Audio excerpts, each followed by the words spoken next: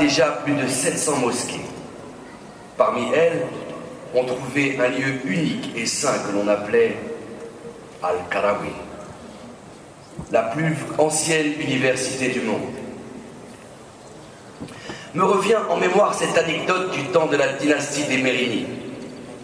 Le roi Abu Hanan rendu visite à la madrasa Ben Hanina et sa splendide horloge à eau qui donne avec précision l'heure des prières.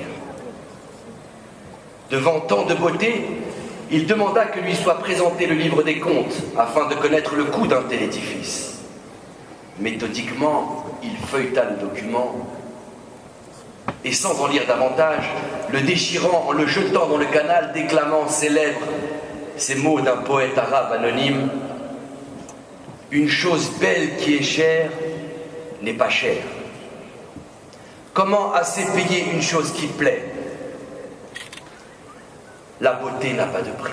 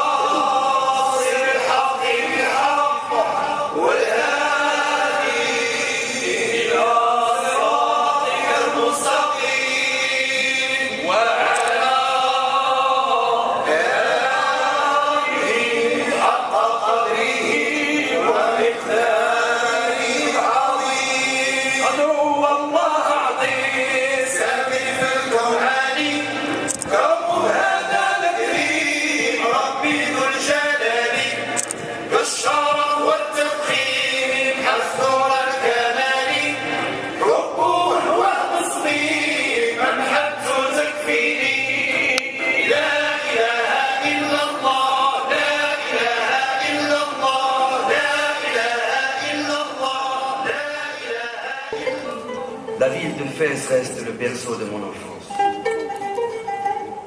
Avant d'aller étudier à l'université de la Qarawiyyin, que n'ai-je arpenté ses ruelles et ses labyrinthes. Il y avait dans la ville à cette époque une multitude d'artisans, plus de 90 boutiques de notaires et une trentaine de librairies. Autour des mosquées, on gravait sur de la cire quelques versets du Coran. Enfant, mon monde commençait et s'arrêtait aux murailles de cette ville. Plus tard, je franchirai ces murs en tant que diplomate pour partir à la quête de l'Afrique.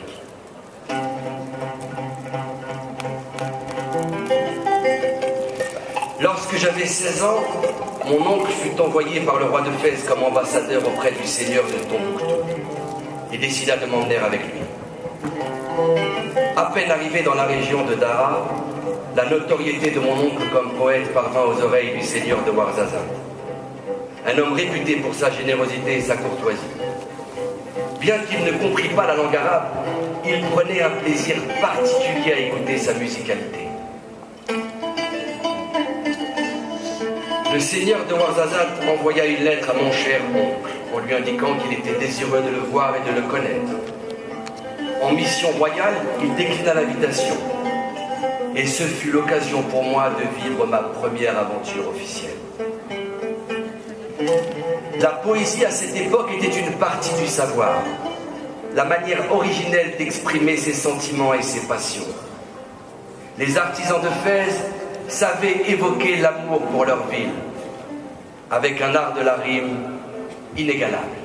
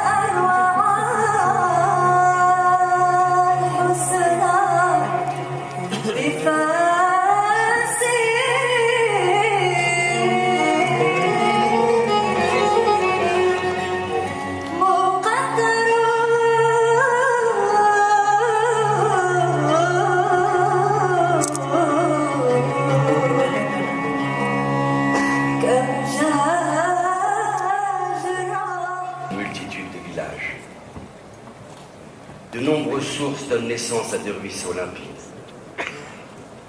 Des forêts de cèdres enracinées dans les montagnes dont les sommets enneigés semblent protéger les hommes, tantôt abris sous le soleil de plomb, tantôt bûches pour se réchauffer en hiver.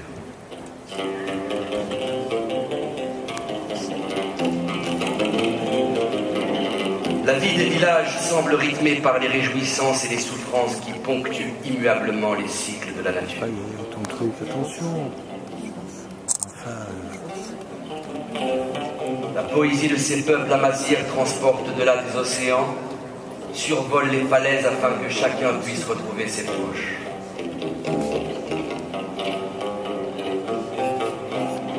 Cela me rappelle cette hospitalité que j'ai pu rencontrer également dans le désert du Sahara.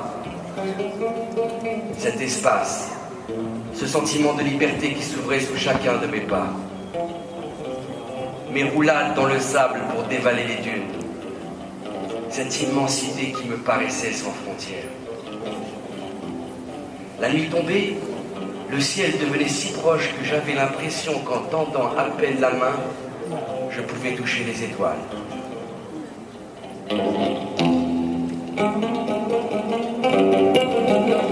En fermant les yeux, je revois ces instruments dont les cordes glissaient sous les doigts tatoués des femmes.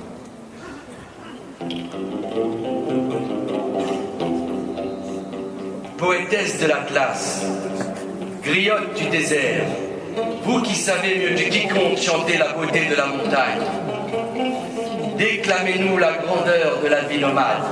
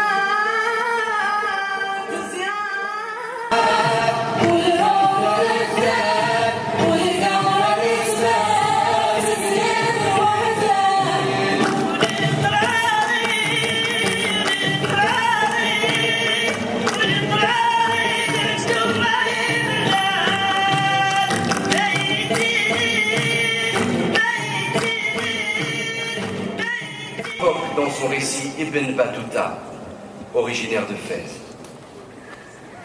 Au centre de cette ville, construite en plein désert, se situe une belle et grande mosquée, construite en terre maçonnée, et un grand palais où loge le roi de la ville, représentant de l'Aqsia al-Mohammed, le maître de l'Empire central.